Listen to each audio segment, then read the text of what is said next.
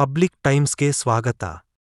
ನಾನು ನಮ್ಮ ಪಕ್ಷದ ಎಲ್ಲ ಕಾಂಗ್ರೆಸ್ ಕಾರ್ಯಕರ್ತರಿಗೆ ಹಾಗೂ ನಾಯಕರಿಗೆ, ನಮ್ಮ ಎಲ್ಲ ಪಕ್ಷದ ಪದಾಧಿಕಾರಿಗಳಿಗೆ, ಮುಂಚೂಣಿ ಘಟಕದ ಅಧ್ಯಕ್ಷರಿಗೆ, ಬ್ಲಾಕ್ ಅಧ್ಯಕ್ಷರಿಗೆ ಎಲ್ಲರಿಗೂ ಕೂಡ, ಹಾಗೂ ಶಾಸಕರಿಗೆ, ನಮ್ಮ ಉಸ್ತುವಾರಿ ಮಂತ್ರಿಗಳಿಗೆ, ಎಲ್ಲ ನಮ್ಮ ನಾಯಕರಿಗೆ ನನ್ನ ಕೃತಜ್ಞತೆಗಳನ್ನು ಸಲ್ಲಿಸಕ್ಕೆ ಇಚ್ಛಪಡ್ತೀನಿ.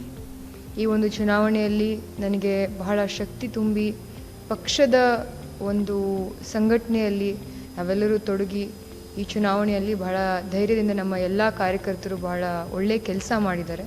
ಸೊ ಅವರೆಲ್ಲರಿಗೂ ಕೂಡ ನಾನು ಯಾವತ್ತಿದ್ರೂ ಕೂಡ ಚಿರಋಣಿಯಾಗಿರ್ತೀನಿ. ಈ ಸೋಲಿನ ಒಂದು ಹೊಣೆಯನ್ನು ನಾನು ಎತ್ಕೊತೀನಿ. I take responsibility for this defeat. But ಮುಂಬರುವಂತಹ ದಿನಮಾನಗಳಲ್ಲಿ ನಮ್ಮ ಎಲ್ಲ ಕಾಂಗ್ರೆಸ್ ಕಾರ್ಯಕರ್ತರಿಗೆ ನನ್ನ ಒಂದು ಸಂದೇಶ ಏನು ಅಂತ ಅಂದರೆ, ನೀವೆಲ್ಲರೂ ಕೂಡ ಬಹಳ ತಲೆ ಎತ್ತಿ ನಿಲ್ಲಬೇಕು ಸಮಾಜದಲ್ಲಿ. ಯಾಕಂತಂದರೆ ನೀವು ಅಷ್ಟು ಒಳ್ಳೆಯ ಸಂಘಟನೆಯನ್ನು ಮಾಡಿದ್ದೀರಿ. ಹಿಂದಿನ ಚುನಾವಣೆಗೆ ಹೋಲಿಕೆ ಮಾಡಿದರೆ ನಾವು ಸುಮಾರು 1 ಲಕ್ಷಕ್ಕಿಂತಲೂ ಹೆಚ್ಚು ಮತಗಳನ್ನು ಗಳಿಸಿದ್ದೀವಿ, ಜನರ ಒಂದು ವಿಶ್ವಾಸವನ್ನು ಗಳಿಸಿದ್ದೀವಿ.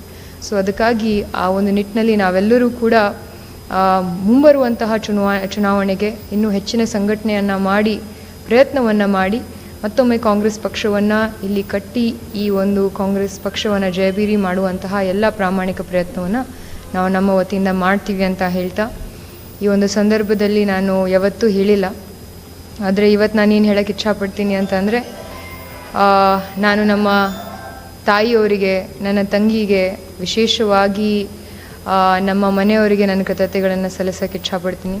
I would like to thank my husband. ಅವರು ನನ್ನ ಒಂದು ದೊಡ್ಡ ಪಿಲ್ಲರ್ ಆಗಿ ನಿಂತು, ಪಿಲ್ಲರ್ ಆಫ್ ಸ್ಟ್ರೆಂತ್ ಆಗಿ ನನ್ನ ಜೊತೆ ಯಾವತ್ತಿದ್ರೂ ಕೂಡ ನಿಂತು ಬಹಳ ಪ್ರಯತ್ನವನ್ನು ಮಾಡಿದ್ರು. ಎಷ್ಟರ ಮಟ್ಟಿಗೆ ಪ್ರಯತ್ನವನ್ನು ಮಾಡಿದರು ಅಂತಂದರೆ, ಎಷ್ಟೋ ದೊಡ್ಡ ದೊಡ್ಡ ನಾಯಕರ ಬಾಯಲ್ಲೂ ಕೂಡ ಅವ್ರ ಹೆಸರಿತ್ತು.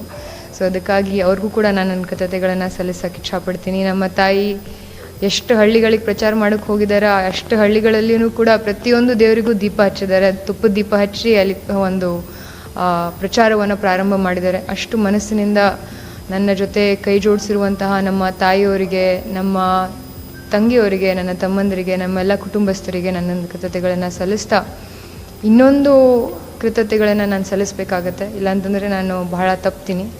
ಅದೇನು ಅಂತ ಅಂದರೆ, ಬಿಜಾಪುರ ಜಿಲ್ಲೆಯಲ್ಲಿರುವಂತಹ ನಮ್ಮ ಎಲ್ಲ ಕಾಂಗ್ರೆಸ್ ಕಾರ್ಯಕರ್ತರಿಗೆ, ಹಲವಾರು ಕಾರ್ಯಕರ್ತರು ಇಲ್ಲಿ ಬಂದು ಕೆಲವೊಬ್ಬರು ಫೋನ್ಗಳ ಮುಖಾಂತರ ಇಲ್ಲಿರುವಂತಹ ತಮ್ಮ ಸಂಬಂಧಿಕರಿಗಾಗಿರ್ಬೋದು ಎಲ್ಲರಿಗೂ ಕೂಡ